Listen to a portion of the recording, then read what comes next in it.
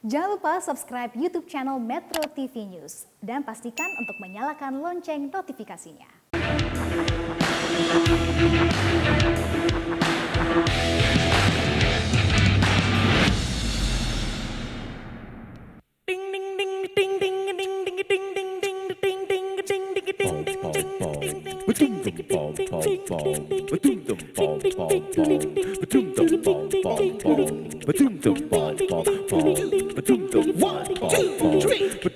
Hari yang indah, hari kita berdua, mari kita jadi bersama. Tiada kata yang dapat kuucapkan selain kata yang biasa terucap.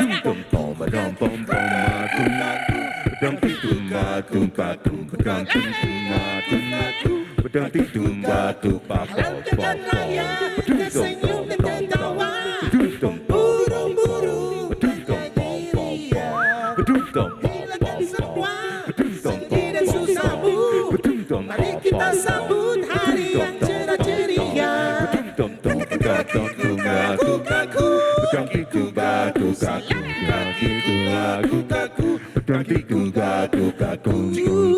Tersenyumlah, kau tersenyum, nikmati hari yang terindah.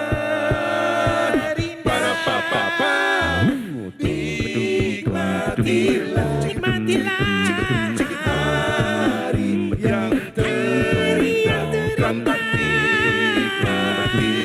Nikmatilah hari penuh cinta.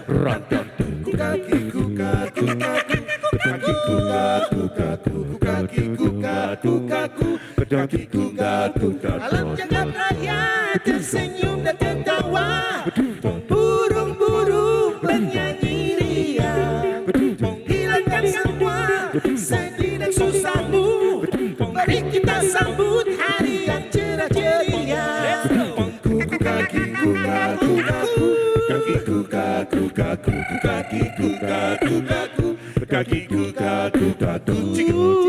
Tersenyumlah, kau tersenyum, nikmati hari yang terindah.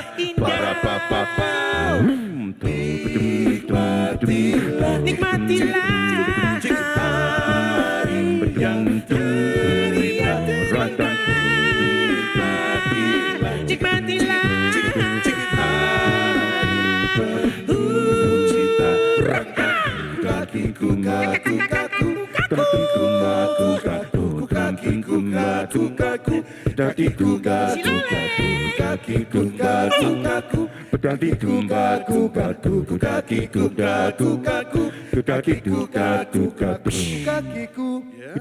kuku kakiku, kuku kakiku, kuku kakiku, kuku kakiku, kuku kakiku, kuku kakiku, kuku kaki.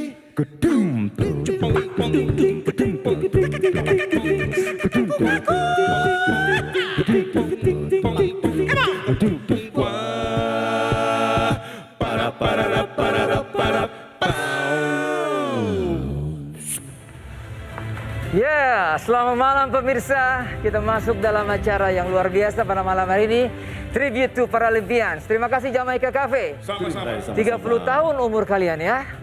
Nah, saya ingin tanya sebelum kita nanti teruskan lagi dialog ini. Mas Anton, sebagai penyandang disabilitas, bagaimana kesan Mas Anton melihat saudara kita atlet? Kenapa saya nggak diajak? Mungkin satu kata dua kata. Ya. Saya waktu zaman kuliah dulu, SMA sampai kuliah, itu saya sering main biliar. Nah itu makanya, wah kok saya nggak diajak ya gitu. Baiklah, oke, kita akan teruskan nanti. Jangan mana-mana karena di segmen terakhir nanti kami akan mendengarkan lagi Jamaican Cafe. Oke? Oke. Sudah banyak bukti penyandang disabilitas bisa menggapai mimpi. Usah lagi ada sanksi karena nyatanya mereka berprestasi. Kami persembahkan untuk Anda pahlawan-pahlawan olahraga. Inilah Tribute to Paralympians, para pendobrak batas.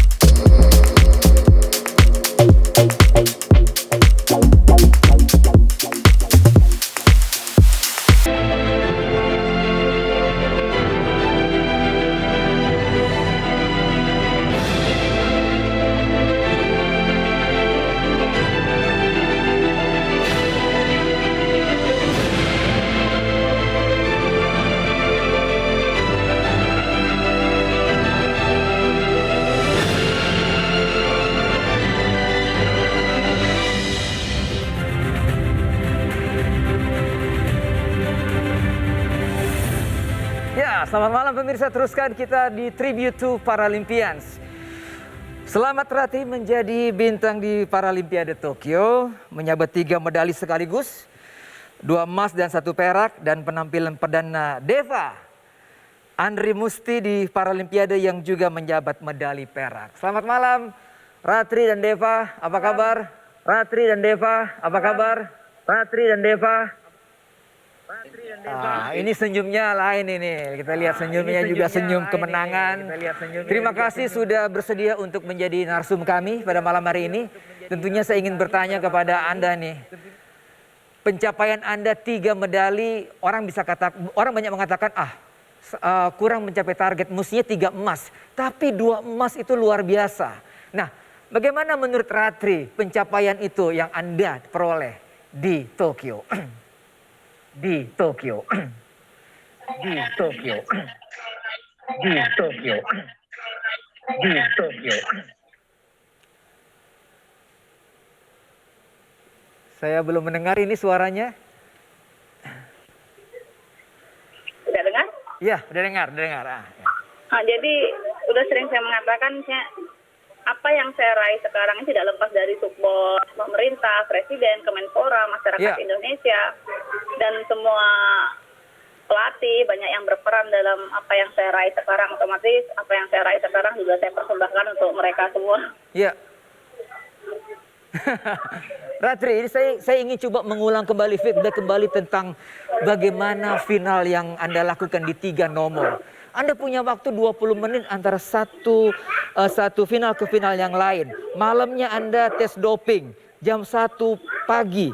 Setelah itu bangun pagi jam 6, jam 8 bertanding. Bagaimana Anda melakukan hal itu semua? Ini saya lakukan sebenarnya di luar ekspektasi, tapi saya berusaha yang terbaik karena itu juga di partai final. Jadi yang waktu itu saya pikirkan hanya, ini terakhir nih main di partai single dan mixed double, ini terakhir saya harus menampilkan yang terbaik. Cuma ya sedikit kecewa karena saya lepas di single, tapi apapun itu saya berusaha bersyukur, saya berusaha puas dengan apa yang saya raih kemarin gitu, Bu. Iya. dari kekalahan di partai tunggal lalu lanjut ke partai ganda campuran tentunya ya. Nah, itu ada waktu 20 menit. Bagaimana Anda merecovery mental? Mental terutama. Kalau fisik saya yakin Anda latihan gila-gilaan selama di Solo. Betul sekali. Jadi selama latihan saya melebihi teman-teman yang lain. Saya start selalu lebih awal juga. Cuma mental saya waktu itu yang menguatkan adalah lebih ke partner-partner saya. Jadi kayak partner double saya. Selesai main saya dipijit, dikompres es. Dengan semangat Mas Hari yang di luar lapangan juga saya menyemangati saya di lapangan. Saat ini kita terakhir nih. Kita harus yang terbaik di sini, ini impian kita semua gitu. Jadi lebih ke partner-partner saya dan para pelatih yang menyupport saya waktu itu sebelum pertandingan. Jadi secara tim pada waktu itu sangat solid ya Ratri ya? Ya, sangat sekali. Sangat solid sehingga kondisi tim membuat Anda recovery secara mental dan secara fisik untuk partai final selanjutnya gitu. Iya dan terutama untuk Mas Hari saya tidak mau mengecewakan beliau yang selama di Platnas beliau sangat-sangat berharap. Saya tahu beliau di usianya yang tidak muda lagi, beliau pengen menorehkan sejarah di sana. Luar biasa. Saya mau ke Deva nih. Deva. Halo Deva. Apa kabar? Anak muda Kuningan ya. Deva ini anak muda Kuningan, dari Kuningan ya, Jawa Barat ya. Ini adalah ajang internasional pertama Olimpiade buat Deva dan langsung Anda mendapat medali perak. Luar biasa. Bagaimana komentar Anda untuk apa yang spesial dari Paralimpiade di Tokyo tahun ini buat Anda? Yang paling spesial banget sih bagi saya, bangga lah saya bisa turun di Paralimpiade 2020 ini. Saya cukup senang. Cuman ya emang saya nggak bisa mengasih gold untuk Indonesia. Iya. Gitu aja sih. Iya, umur Anda sekarang kan 22 tahun, berarti masih panjang lagi bisa menyamai prestasi Ratri tentunya. Ya kan? Di Paralimpiade berikutnya Anda pasti bisa berjuang untuk mendapatkan medali emas. Sekarang saja udah perak. Gimana? Ya. Gimana? Itu harapan saya sih untuk kedepannya, Kak. Jadi saya berjuang untuk di Paris 2024. Di Paris. Iya. Oke, Ratri, saya mau ke Ratri sebentar. Ratri, benar Anda tuh orangnya cepat tidur, cepat gampang untuk tidur. Jadi ada yang bilang katanya tidur di toilet juga bisa, tidur di manapun bisa, sehingga secara fisik recovery-nya cepat. Betul nggak itu? Sebenarnya tidak, Bung. Sebenarnya tidak. Saya orang yang tidur itu dengar sesuatu yang jatuh, saya mudah terbangun. Dengan misalnya keberisingan sedikit, saya mudah terbangun. Tapi di situasi bertanding, saya berusaha mengalahkan diri sendiri. Kalau saya tidak merecover dengan cepat, akibatnya di pertandingan yang lain, saya bakalan drop. Makanya saya berusaha aja tenang, menenangkan diri sendiri, ya berusaha harus cepat tidur di tempat. Walaupun itu di warming up, atau di toilet, atau di ruang atlet. Gitu. Oh gitu ya, jadi itu benar ya sebenarnya. Ya. Cepat sekali untuk recovery dengan tidur yang cuma berapa jam saja. Wow, luar biasa. Itu gift itu. Nah, satu lagi yang menarik di sini, ketika poin terakhir di nomor final ganda campuran misalnya, Anda sadar nggak begitu menang, Anda sudah menciptakan sejarah mendapatkan medali emas yang kita tunggu-tunggu selama 41 tahun, Ratri. Ya. Gimana? Nggak menyangka banget, walaupun saya di poin-poin seperti itu aja, walaupun poin agak sedikit jauh, tapi waktu itu kan saya tetap berusaha nih, poin satu demi satu tetap sulit nih. Padahal waktu di latihan atau sebelum main aja, saya sudah menyiapkan selebrasi sebenarnya nih, Bung. Saya juga ada gini, sama Mas Hari gini, Mas, penghormatan saya sama Mas Hari, kalau seandainya kita menang tadi, saya pengen lap sepatu Mas Hari. Penghormatan saya sama beliau gitu. Tapi ekspektasinya ketika terjadi di lapangan, ini udah nggak selebrasi yang kita udah rencanakan jauh-jauh hari ini, lupa semua ketika di lapangan itu udah pengen. Jadi kita udah pengen berpelukan, ngucapin selamat yang kayak Mas Hari pun juga udah histeris banget kayaknya. Sampai sekarang aja beliau kalau nelpon, langsung kita udah pisah nih, Bung. Jadi kalau nelpon, Rat, aku tuh udah sampai di Majalengka, tapi aku perasaan kayak masih mimpi, katanya gitu. Wow. Jadi kalau sekarang Anda disebut sebagai Ratu Bulu Tangkis, bagaimana Anda menyandang sebagai Ratu Bulu Tangkis? Nggak main-main itu, Ratu Bulu Tangkis. Waktu di sebelum-sebelumnya, di event-event sebelumnya mungkin julukan itu udah ada, tapi saya belum percaya diri dengan julukan itu. Karena bagi saya event emang Asian Para Games, juara dunia udah saya ikutin, tapi Paralimpik belum nih. Jadi kayaknya gelar itu belum pantas. Tapi ketika di Paralimpik saya udah menunjukkan prestasi yang tertinggi, yang terbaik. Hari itu juga saya pikir saya layak nih menyandang gelar ini gitu. Wow. Deva. Nah, ini ke Deva ini. Deva tuh meraih medali emas di Gimana, bagus? Di Para Games ya, di Asian Para Games ya, medali emas ya. Iya. Nah, untuk kedepannya bagaimana Anda mempersiapkan diri? Apakah tentunya latihan yang akan lebih keras lagi untuk mencapai apa yang Anda targetkan pada next event? Itu sih pasti ya. Saya berjuang lebih keras lagi.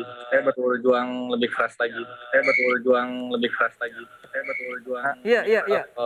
Cita-cita saya kan emang pengen mendapatkan medali emas di. Waduh, ini audionya Deva agak terputus-putus. Mungkin satu pertanyaan buat Deva deh. Anda nih punya masalah di tangan kanan, tapi Anda megang raket di tangan kanan. Bagaimana tuh Anda bisa menceritakan tuh? Bisa menjelaskan masalah di tangan kanan, tapi justru bertanding dengan tangan kanan. Itu bagi saya itu cukup sulit, Kak. Karena ya cobaan sih buat saya sih itu. Dari segi akurasi, segi main tuh jadi nggak akurat terus kadang-kadang, Kak. Yang Bagaimana harusnya masuk mengatasinya? malah kadang-kadang melenceng out. Iya. Cara Tapi mengatasinya ya, gimana? saya usaha Supaya sebisa akurasi mungkin bagaimana? ya.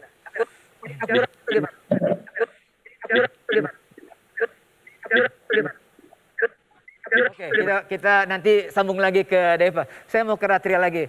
Ratria, Anda punya cita-cita membangun satu gedung ataupun hall bulu tangkis untuk para saudara kita yang memiliki keinginan untuk bermain bulu tangkis, tapi masalah sarana yang belum ada. Apakah cita-cita itu masih ada? Iya, saat ini itu menjadi impian saya karena memang semua sudah mungkin saat ini bisa dikatakan saya sudah benar-benar mencapai puncak. Sebagai seorang atlet yang saya impikan saat ini adalah harapan terbesar saya adalah saya bisa membangun GOR yang memang bisa teman-teman disabilitas menggunakan fasilitas itu, karena sama-sama sekarang kita ketahui misalnya fasilitas atau akses untuk teman-teman disabilitas masih sulit. Bukan hanya di bidang olahraga, mungkin di bidang pendidikan juga sedikit sulit untuk akses teman-teman disabilitas. disabilitas. Nah, saya pengen berperan untuk teman-teman disabilitas. Wow, luar biasa. Dan itu jadi akan diwujudkan pada tahun ini atau tahun berikutnya? Gimana? Semoga saja tahun ini, Bung. Wah, Dengan kita beri support ya, doa-doa kita beri support. Bapak Menpora dan yang lain-lain. Kita berikan support. Ratri, usia memang sudah tidak muda lagi. Tapi Anda melihat untuk generasi di bawah Anda, khususnya mereka yang disabilitas yang ingin bermain seperti Anda, mencapai proses seperti ini, apakah potensi itu cukup banyak yang sekarang ada di pelatnas ataupun yang Anda lihat dalam kompetisi bulu tangkis disabilitas? Untuk yang sekarang saya lihat, regenerasi yang baru sudah mulai muncul dengan perhatian pemerintah yang sudah sangat baik sekarang. Sudah munculnya pemain-pemain yang di daerah. Jadi saya rasa untuk regenerasi untuk kedepannya itu akan segera muncul karena mereka orang tua atau orang sekitar atau atlet itu tidak ragu lagi untuk menjadi atlet. Oke, baik Deva dan Ratri, terima kasih untuk malam hari ini. Kita berharap tidak berhenti, prestasi akan terus muncul lagi, ya kan? Amin. Yes, untuk event-event selanjutnya. Ya. Pemirsa yang mana-mana, karena setelah ini kita ingin tahu di balik kehebatan mereka semua itu ada seorang pelatih yang punya peran yang begitu besar. Siapa dia? Nantikan Tribute to Olympians, to Paralympians.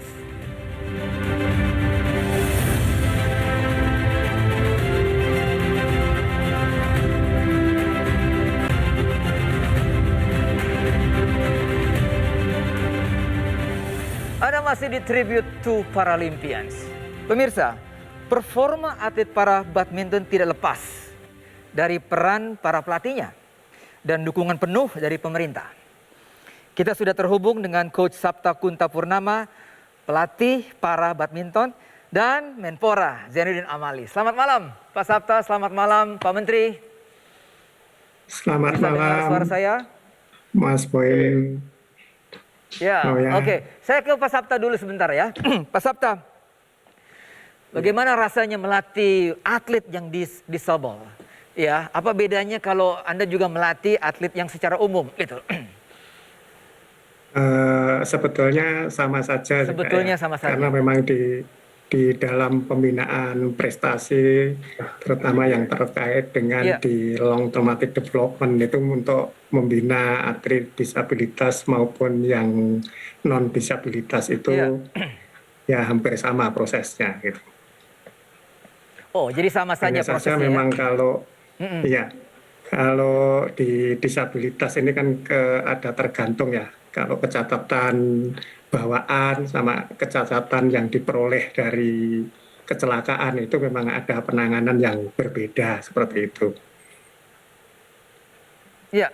Nah, tentunya yang menarik adalah ketika pada nomor final 3 nomor yang dijalani oleh teman-teman atlet, Ratri kalah di tunggal putri. Ada recovery, tentunya ada waktu untuk bagaimana dukungan dari pelatih dan tim. Itu apa yang Anda berikan kepada Ratri saat itu? Menunggu untuk final Ya. yang kedua. Ya, kami kan punya pengetahuan terkait dengan recovery ya. Apa yang ada di teori itu kita sampaikan ke Ratri, termasuk untuk elevasi kaki, kemudian bagaimana dia memanfaatkan sarana yang ada di sana. Iya. Itu harus kita manfaatkan, termasuk pemberian apa itu namanya panas dingin saat dia mandi, kemudian bagaimana relaksasinya.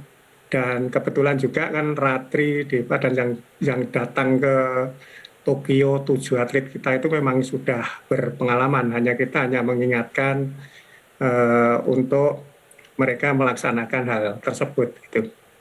Nah, tak sekedar melatih teknik ya, apakah pelatih juga harus tahu nih, latar belakang dan cerita masa lalu para atlet?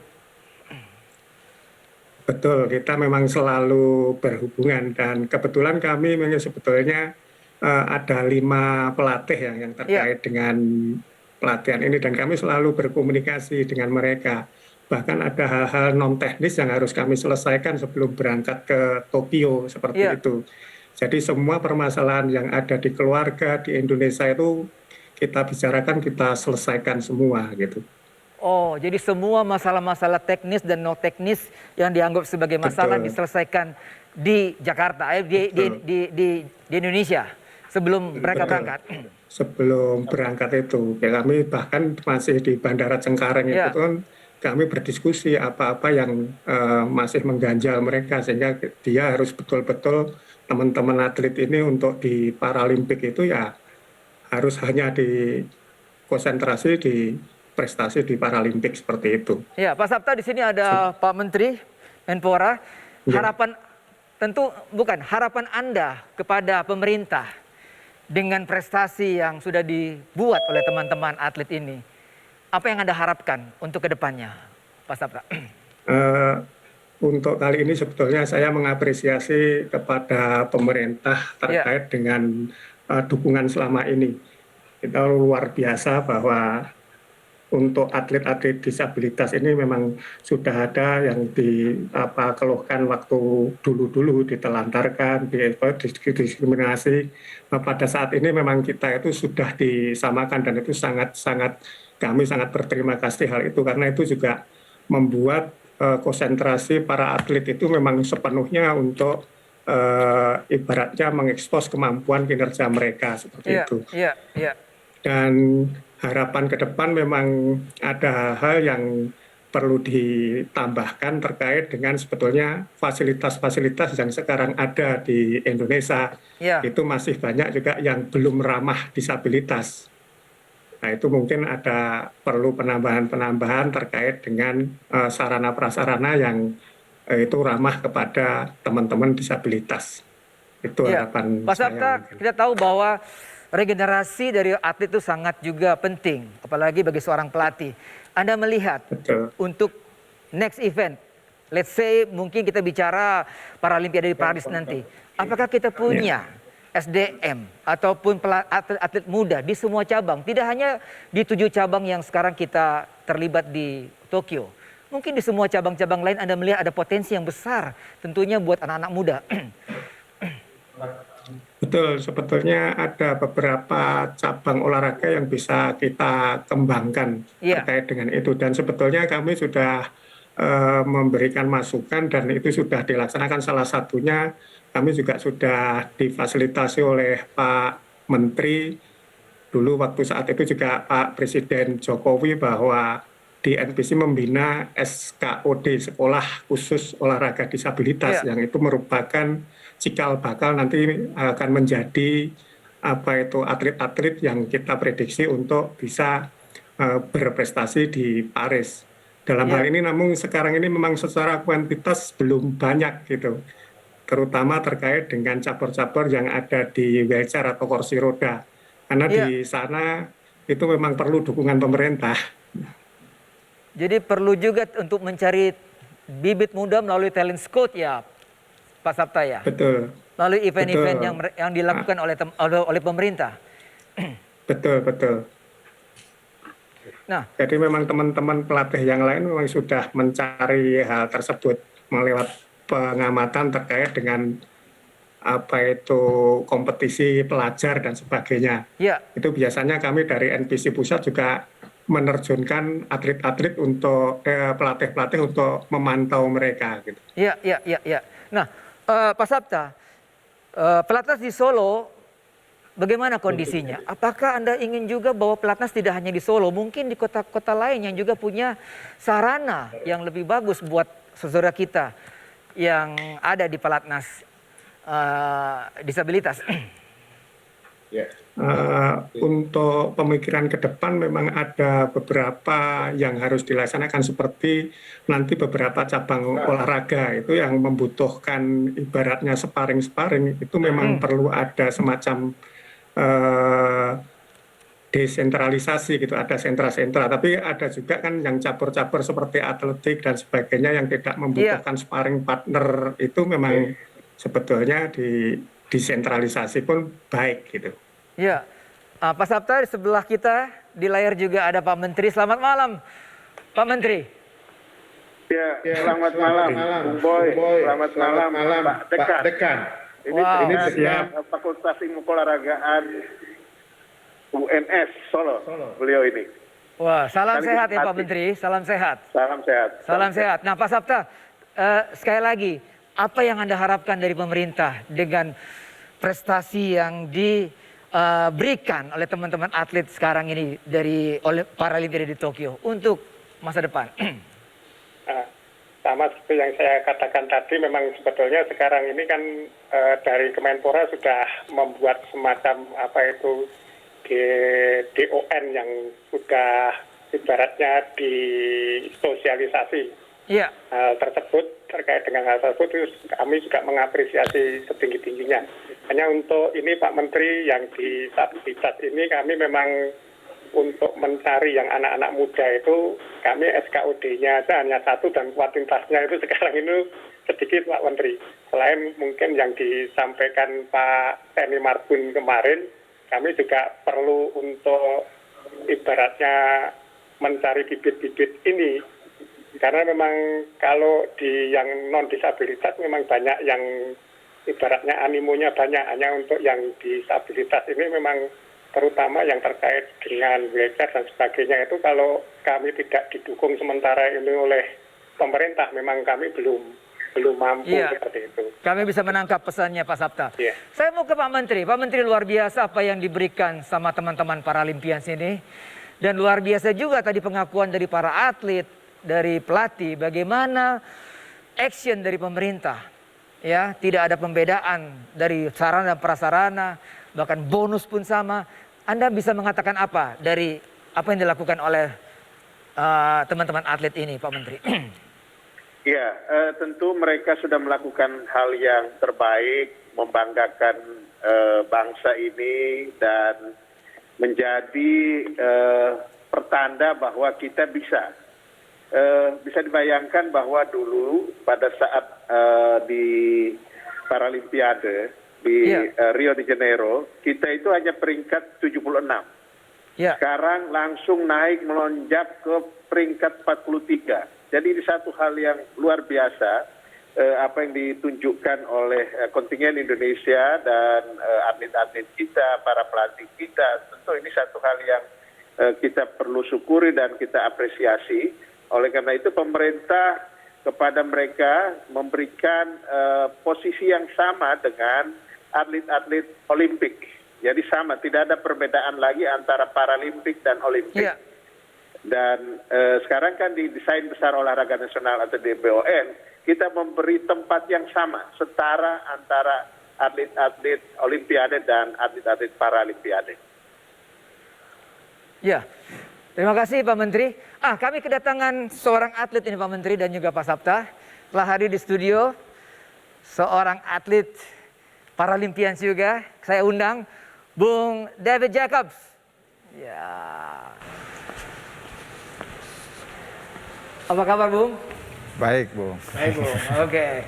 Jangan kemana-mana, pemirsa, kita akan banyak bertanya siapa dia dan apa yang dia lakukannya, prestasinya seperti apa setelah pariwara berikut ini.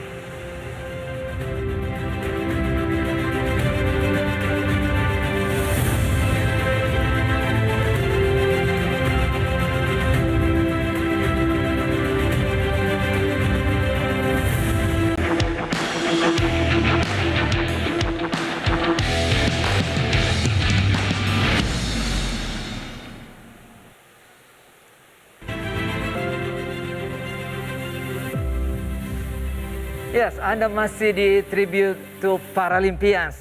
Dan di studio juga telah hadir saudara saya, Bung David Jacob. Selamat malam Bung David. Apa kabar? Puji Tuhan baik. Puji Tuhan baik. Nah, 3 kali berturut-turut ikut Paralimpiade, David. 3 kali pula pulang membawa medali perunggu. Atlet penyandang disabilitas yang satu ini rupanya tak pantang menyerah, bahkan haus prestasi. Coba kita tanya, usia sudah tidak muda lagi, tapi terus bisa menjaga fisik, menjaga kebugaran untuk bertanding di level yang tinggi. Apa resepnya Bung David? Ya resepnya pastinya ya tetap latihan aja ya, tetap latihan. Walaupun saya usia sekarang sudah 44 tahun, latihan rutin baik teknik maupun fisik. Dan juga pastinya pola makan, pola istirahat. Dan juga selain tenis meja saya juga melakukan maksudnya rutin gym. fitness ataupun berenang untuk tetap fit aja gitu. Itu ya, jadi tetap menjaga kebugaran, makan, tidur cukup. Nah, itu dilakukan di Solo selama pelatnas itu?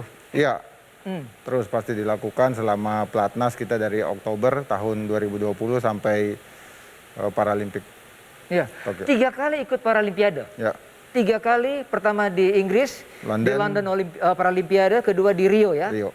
Ketiga di Tokyo. Ya. Nah, apa yang istimewa buat David? Apa sesuatu yang spesial dengan medali perunggu yang ketiga ini? Ya pastinya saya kan di London dapat perunggu dan di Rio saya kan kalah ya, tidak dapat medali, dan di Tokyo ini dapat medali lagi. Pastinya dengan jangka waktu 9 tahun itu saya masih bisa mempertahankan medali di usia ke-44 ini, ya pasti sangat senang, sangat ya bersyukur dengan hasil ini. Walaupun sebagai seorang atlet pastinya inginnya lebih ya, inginnya lebih, pasti mungkin emas atau perak, tapi bersyukur masih bisa mengibarkan bendera merah putih dan mendapatkan medali di Tokyo.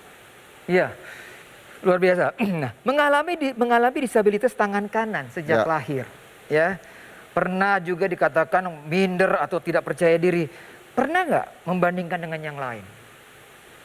Ya pastinya kalau dalam pergaulan, dalam lingkungan sehari-hari dulu waktu di sekolah ataupun latihan kan, ya pasti adalah perasaan-perasaan itu. Paling kita bisa berbicaranya kan dengan orang tua, keluarga, ya curhat, kenapa maksudnya ya lahir seperti ini, sebagaimana lah. Tapi kan orang tua terus ya kasih motivasi, kasih semangat, kasih dorongan untuk terus ya. Jadi David mengenal tenis meja dari sejak umur usia berapa?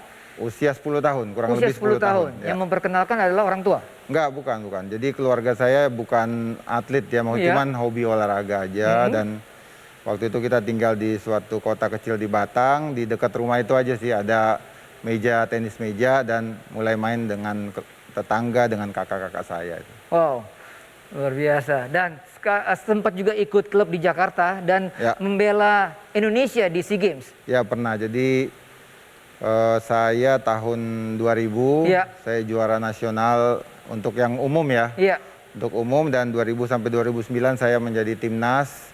Tapi memang level prestasi saya tuh medali di SEA Games saja. Dan saya memiliki kerinduan untuk ikut Olimpiade tapi di umum tapi tidak kesampaian. Dan akhirnya saya mencoba di Paralimpik. Bung David, apa bedanya berkompetisi di umum dengan disabilitas? Sebenarnya ya kalau di umum itu kan lawannya lebih lebih variatif, lebih banyak, dan juga lebih kompetitif, dan tapi bukan berarti di Paralimpik tidak kompetitif, tapi lawannya itu kurang lebih seimbang lah dengan kemampuan saya itu. Iya. Bung David, di layar sudah ada nih Pak Menteri nih. Pak Menteri masih bersama kita, Pak Menteri.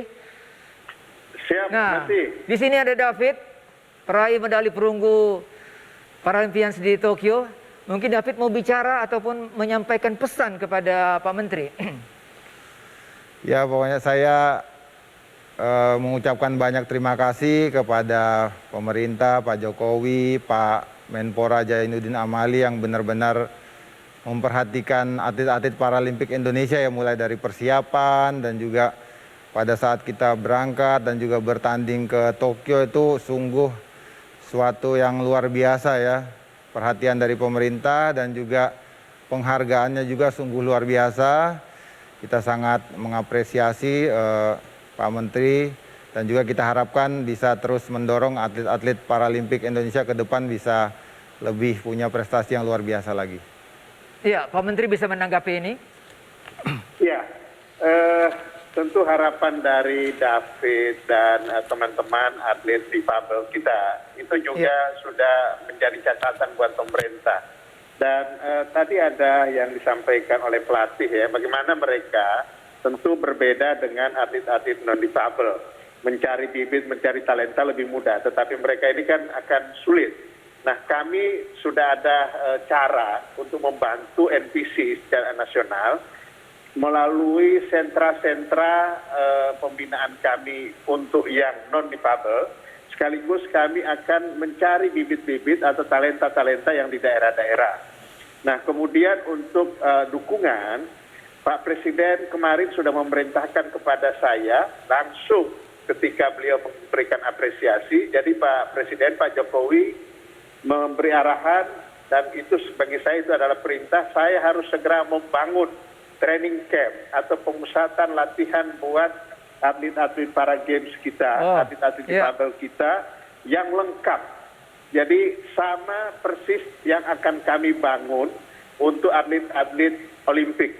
Jadi tidak ada perbedaan. Fasilitas yang disampaikan David tadi, insya Allah kami akan dukung terus, mulai dari mereka berlatih, mereka mau kemana, mau bertanding, mau ikut kualifikasi di negara mana, pasti akan kami fasilitasi sama persis dengan atlet-atlet biasa lainnya. Ya, terima kasih Pak Menteri. David, Anda dengar sendiri bagaimana pemerintah punya komitmen untuk itu. Nah, Anda melihat sekarang di bawah atau adik-adik Anda, regenerasi untuk pemain tenis meja disabilitas, bagaimana kondisinya? Ataupun apakah banyak bibit-bibit yang Anda lihat untuk menjadi pewakil Indonesia di event internasional berikutnya? Ya, saya rasa dengan perhatian pemerintah yang luar biasa saat ini, ya pasti akan banyak muncul regenerasi bibit-bibit muda. Tapi memang saat ini untuk tenis meja sendiri belum terlalu banyak, walaupun sudah ada. Tapi saya harap dengan perhatian pemerintah yang luar biasa, pasti akan lebih banyak lagi atlet-atlet Paralimpik Indonesia yang bisa mendunia. Baik, David, terima kasih untuk kehadiran di studio. Kita apresiasi. Selamat buat Anda dan selamat berjuang lagi untuk event-event berikutnya. Ya, terima kasih. Pemirsa, jangan kemana-mana. Kita akan kembali setelah pariwara berikut ini.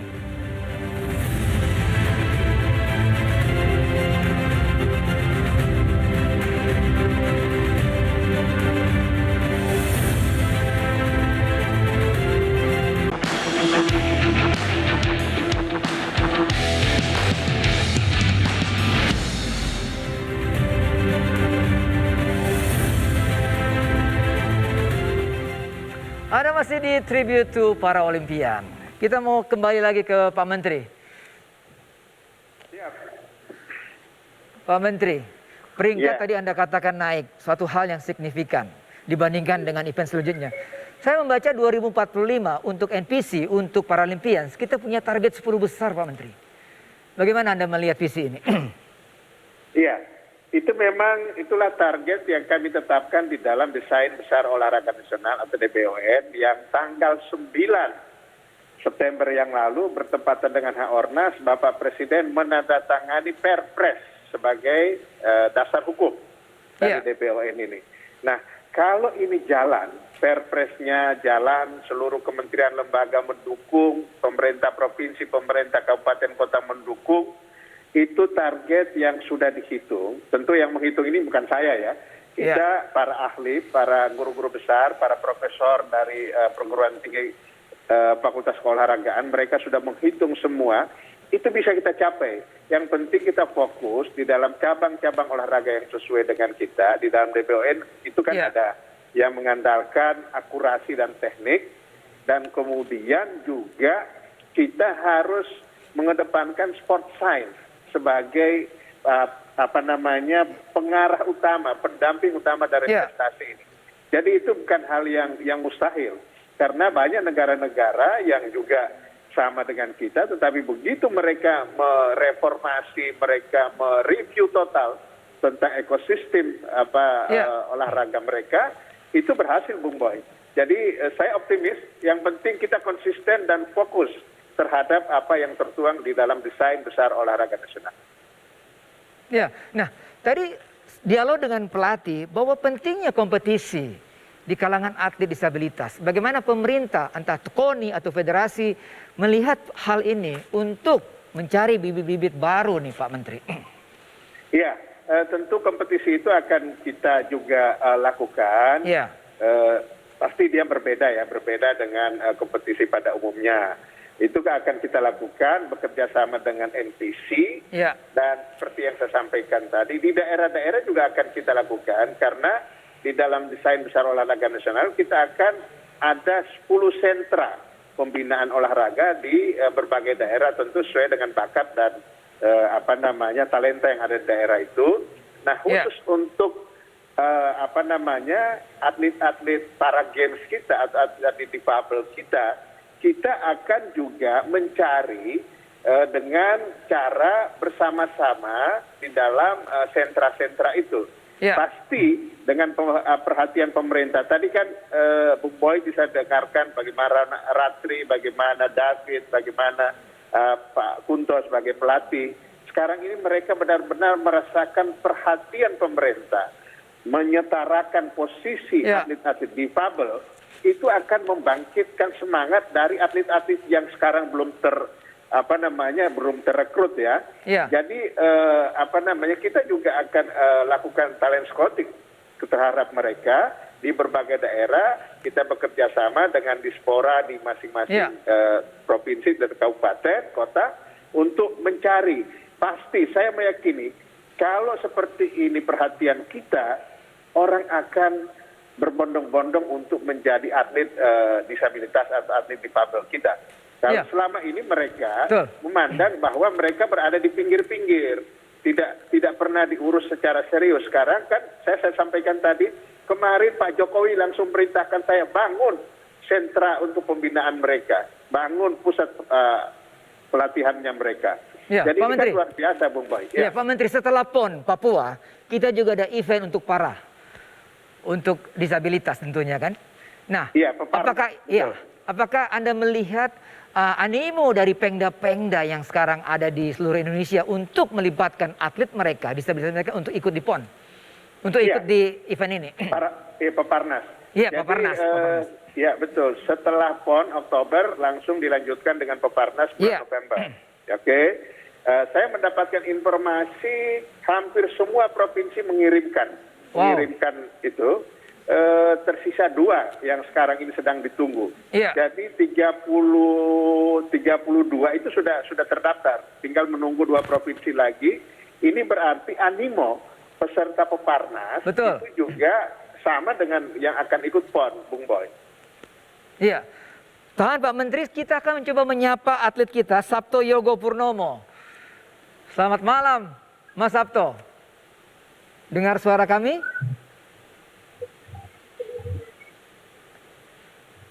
Mas Sabto?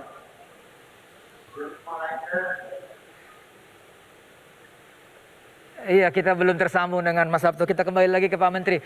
Pak Menteri, pemerintah luar biasa memberikan bonus yang sama. Tidak ada pembedaan. Bonus kepada Olimpians dan Paralimpians. Apa dasarnya Pak Menteri?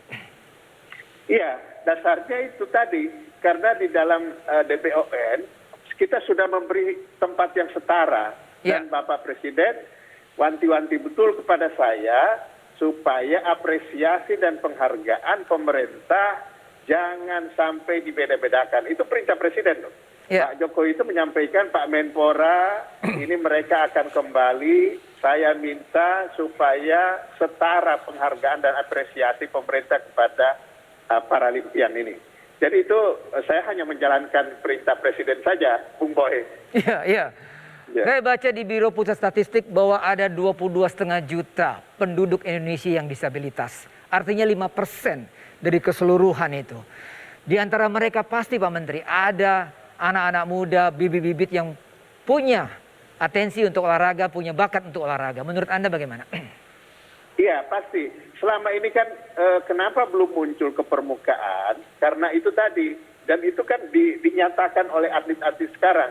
Selama ini mereka merasa ditelantarkan, mereka berada di pinggir-pinggir, dimarginalkan, tidak dianggap sebagai atlet yang bisa membanggakan Indonesia di luar negeri.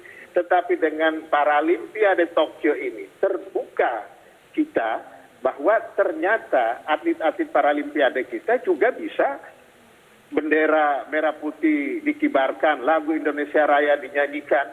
Itu berkat kerja keras mereka. Dan saya meyakini pasti akan bermunculan talenta-talenta kita. Yang kenapa selama ini tidak bisa muncul? Karena mereka menganggap ini percuma saja kami berprestasi pun pemerintah tidak memberikan perhatian, negara tidak hadir. Nah sekarang ini itu yang dirubah.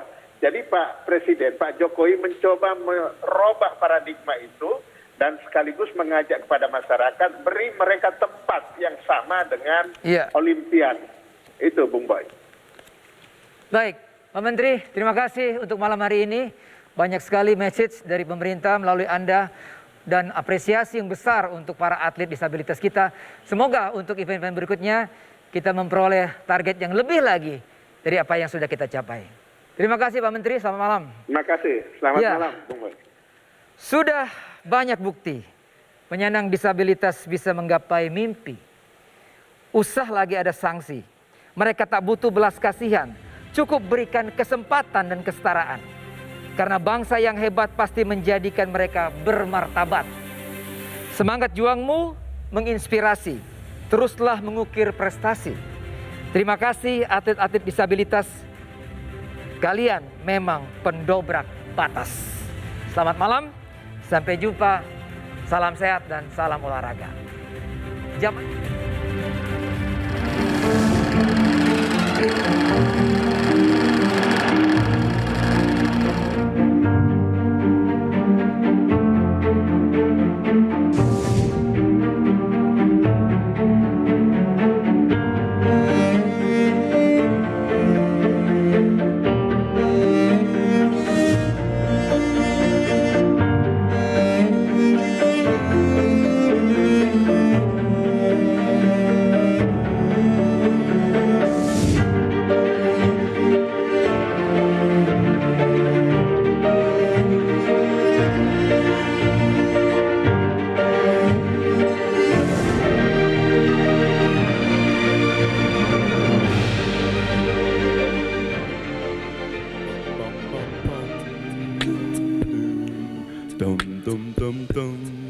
Sekali lagi kami mengucapkan selamat buat para atlet Paralympians dari Indonesia. Yeay.